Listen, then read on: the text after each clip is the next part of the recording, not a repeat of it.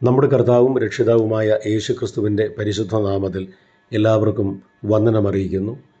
കർത്താവ് നമുക്ക് നൽകിയ എല്ലാത്തരം ദാനങ്ങളെയും കൃപകളെയും ഓർത്ത് കർത്താവിനെ സ്തുതിക്കുകയും അനുഗ്രഹത്തോടെ ലഭിച്ച ഈ ദിവസം ദൈവകൃപയിൽ വർദ്ധിച്ചു വരിപ്പാൻ ദൈവം നമ്മെ എല്ലാവരെയും സഹായിക്കട്ടെ എന്നും പ്രാർത്ഥിക്കുന്നു.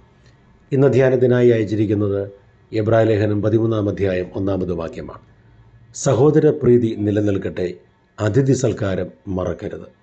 Let love of the brethren continue. Forget not to show love unto strangers. ഈ മനോഹരമായ നല്ല വാക്യത്തിനായി സ്തോത്രം ചെയ്യുന്നു. എബ്രായ ലേഖനം കർത്താവായ യേശുക്രിസ്തുവിൻ്റെ ശ്രേഷ്ഠതയെക്കുറിച്ച് പഴയ നിയമ പ്രവാചകന്മാരിൽ, പഴയ നിയമ മധ്യസ്ഥന്മാരിൽ, പഴയ നിയമത്തിലെ പുരോഹിതന്മാരിൽ, രാജാക്കന്മാരിൽ, ജ്ഞാനികളിൽ ശ്രേഷ്ഠനായ യേശുക്രിസ്തുവിനെ ചിത്രീകരിക്കുന്ന അനുഗ്രഹമുള്ള ഒരു ലേഖനമാണ് എബ്രായ ലേഖനം. വിശ്വാസത്തിൻ്റെ നായകനും പൂർത്തിവരുത്തുവാനുമായ യേശുവിനെ അനുഗമിക്കുവാൻ, നമ്മുടെ മഹാപുരോഹിതനായ യേശുവിനെ ശ്രദ്ധിച്ചു നോക്കുവാൻ നമുക്ക് പ്രേരണയും പ്രബോധനവും നൽകുന്ന ഈ ലേഖനം അനുഗ്രഹിക്കപ്പെട്ട ഒരു ലേഖനമാണ്. ഇതിൻ്റെ ഏറ്റവും ഒടുവിലത്തെ അധ്യായത്തിൽ വളരെ സംക്ഷിപ്തമായ പ്രബോധനങ്ങൾ കൃത്യമായി എഴുതി നൽകിയിരിക്കുകയാണ്. അതിലൊന്നാണ് സഹോദരപ്രീതി നിലനിൽക്കട്ടെ. Let love of the brethren continue. സഹോദരൻ എന്ന വാക്കിൻ്റെ അർത്ഥം തന്നെ സഹ ഉദരൻ, അല്ലെങ്കിൽ എൻ്റെ അമ്മയുടെ ഉദരം പങ്കുവെച്ചവൻ. ഞാനും എൻ്റെ സഹോദരനും ഒരമ്മയിൽ നിന്ന് പിറന്നവരാണ് എന്ന അർത്ഥമാണ് ആ വാക്കിനുള്ളതെങ്കിൽ, ക്രിസ്തീയ മാർഗത്തിലുള്ള ക്രിസ്തീയ അനുഭവമുള്ള എല്ലാവരും പരസ്പരം സഹോദരന്മാർ എന്ന് വിളിക്കും. പൗലോസ് അങ്ങനെ വിളിച്ചിട്ടുണ്ട്. സഹപൗരന്മാർ, സഹോദരന്മാർ, ആ വിളി അനുഗ്രഹമാണ്. എന്നാൽ അതിലുപരി ഒരമ്മയിൽ നിന്ന് പിറന്നതല്ലെങ്കിലും യേശുക്രിസ്തു എന്ന ഏകരക്ഷകനിലൂടെ ഒരേ രക്തത്താൽ ജനിച്ച രണ്ട് വ്യക്തികൾ, രണ്ട് കുടുംബത്തിലായിരിക്കാം, രണ്ട് രാജ്യക്കാരായിരിക്കാം, പക്ഷേ യേശുക്രിസ്തു എന്ന ഏകരക്ഷാമാർഗത്തിലൂടെ ആ ഏകരക്തത്താൽ വിശുദ്ധീകരിക്കപ്പെട്ട നാം പരസ്പരം സഹോദരന്മാർ എന്ന് വിളിക്കുകയും ഒപ്പം സഹോദരന്മാരെ പോലെ ഇടപെടുകയും കരുതുകയും ചെയ്യേണ്ടത് ആവശ്യമാണെന്ന് ഇവിടെ പറയുകയാണ്. അതെ, സഹോദരപ്രീതി നിലനിൽക്കട്ടെ, അത് തുടരട്ടെ. കുറേ നാളുകൾ, 6 മാസം, 1 വർഷം, 10 വർഷം, അങ്ങനെ വർഷങ്ങളുടെ കണക്ക് പറഞ്ഞ്, മാസങ്ങളുടെ കണക്ക് പറഞ്ഞ്, അയാൾ എന്നോട് ഇടപെട്ട, എന്നോട് സംസാരിച്ച വാക്കുകളോ രീതിയോ അതിൻ്റെ കണക്ക് പറഞ്ഞ് സഹോദരന്മാരെ സ്നേഹിക്കുന്നതിൽ തുടർച്ചയില്ലാതെ വണ്ണം അത് അവസാനിച്ചു പോകുന്നുവെങ്കിൽ,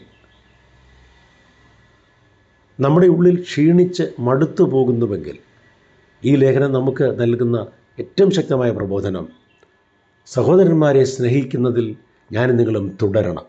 ഒരിടത്ത് സ്റ്റോപ്പ് ചെയ്ത് കളയുകയല്ല, നിർത്തിക്കളയുകയല്ല, എന്തെങ്കിലുമൊക്കെ കാരണങ്ങളാൽ അത് നിർത്തിക്കളയുകയല്ല.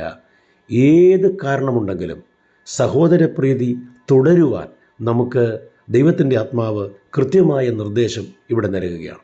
മറ്റൊന്ന്, അതിഥി സൽക്കാരം മറക്കരുതെന്നൊരു വാക്കൂടെ ആ മലയാളം വാക്യത്തിൽ ചേർത്തെഴുതിയിട്ടുണ്ട്.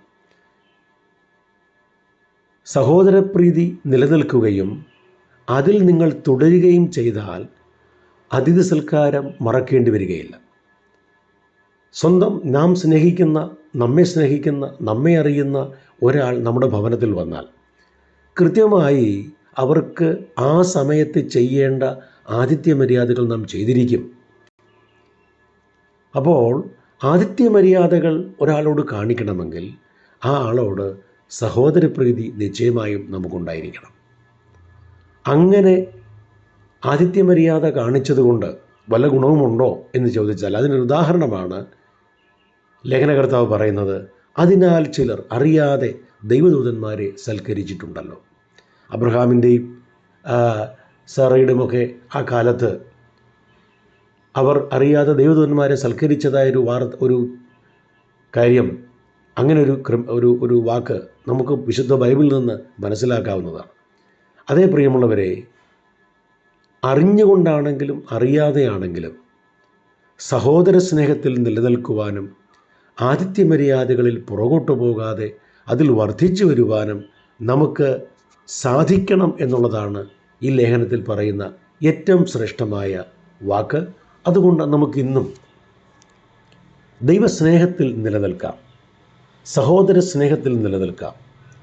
ദൈവത്തിനും മനുഷ്യർക്കും യോഗ്യമായത് മുൻകരുതി, ദൈവത്തിനുള്ളത് ദൈവത്തിനും സഹോദരനുള്ളത് സഹോദരനും കൊടുക്കുവാനും കഴിയുന്ന തരത്തിൽ ആത്മീകമായ ഒരു മെച്ചമായ അവസ്ഥയിലേക്ക്, പക്വമായ ഒരവസ്ഥയിലേക്ക് കൃപയുടെ മേൽകൃപ പ്രാപിക്കുന്നവരായി അനുഗ്രഹത്തോടെ ഇന്നും ജീവിപ്പാൻ നമുക്ക് നമ്മെ തന്നെ സമർപ്പിക്കുകയും അതിനായി പ്രാർത്ഥിക്കുകയും ചെയ്യാം.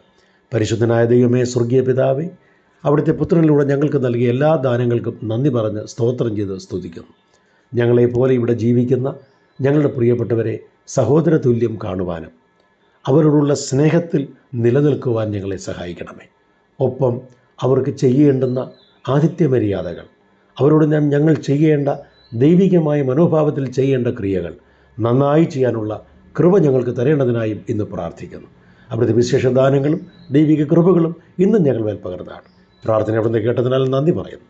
കർത്താവായ യേശു ക്രിസ്തുവിൻ വിലയേറിയ നാമത്തിൽ തന്നെ. ആമേൻ, ആമേൻ. Thank you very much and God bless U.